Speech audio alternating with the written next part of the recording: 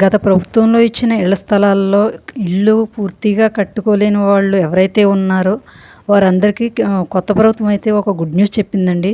ఆ good news ఏంటంటే పూర్తి నిర్మాణం కాని ఇళ్ళు ఏవైతే ఉన్నాయో గత ప్రభుత్వంలో ఆ నిర్మాణం కాని ఇంటికి సంబంధించి ఆ ఇల్లు నిర్మాణం పనులు మొదలు పెడితే కనుక అమౌంట్ వేస్తామని అయితే మన పేపర్లో వేయడం జరిగిందండి.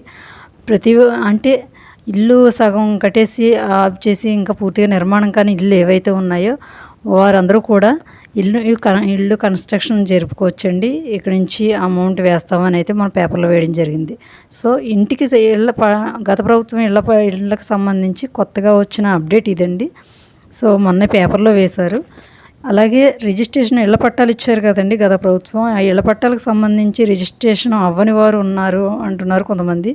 ఆ రిజిస్ట్రేషన్ గురించి కానీ రిజిస్ట్రేషన్ అయిన ఇళ్ల పట్టాల గురించి కానీ ఎలాంటి అప్డేట్ రాలేదండి. ఒకవేళ వస్తే కనుక నేను వెంటనే వీడియో చేస్తాను.